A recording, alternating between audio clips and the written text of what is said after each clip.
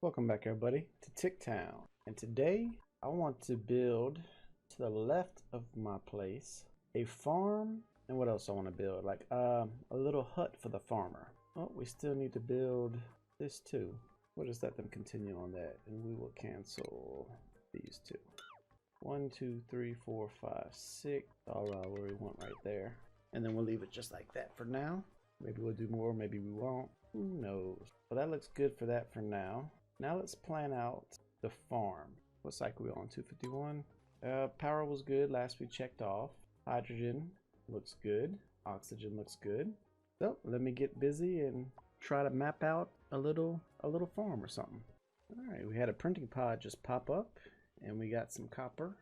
Now we need to go to research, and we're missing this research station, but that's fine. So they're going to keep working on that one.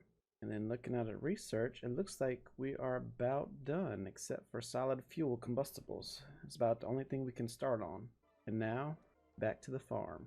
Alright, so as you can see, it's been a little more than 50 cycles. We've made a lot of progress. Oh, printing pod. We can get a shine imp. We ran out of dirt, so this farm pretty much is done. Ain't much we can do with it. I'm just going to uproot them all. Alright, they're all uprooted. Now my temperature overlay.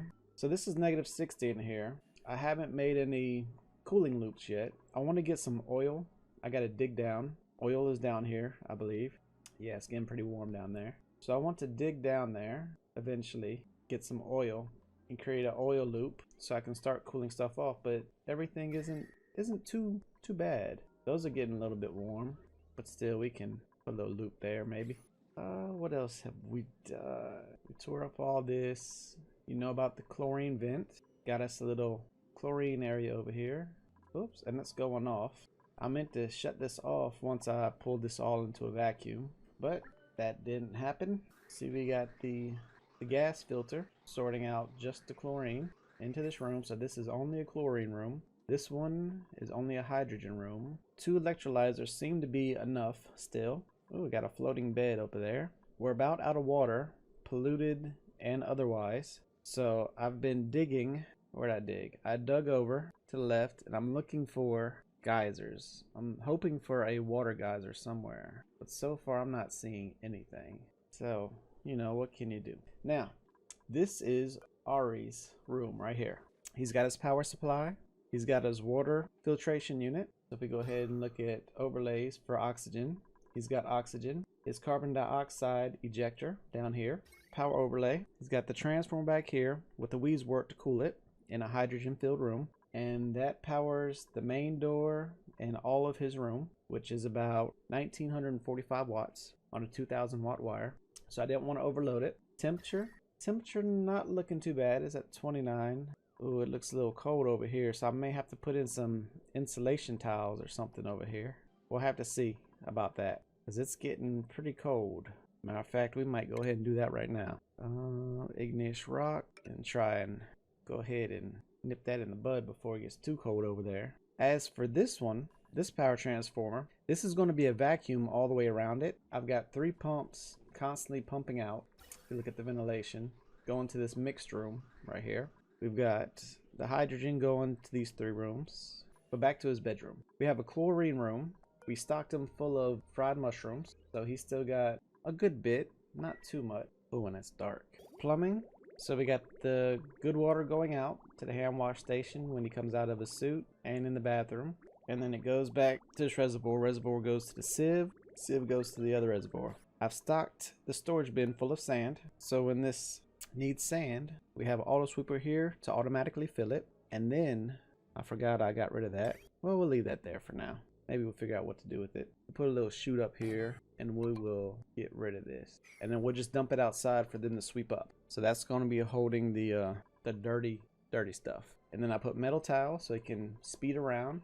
Ventilation, he has fresh air coming to his suit and to the room.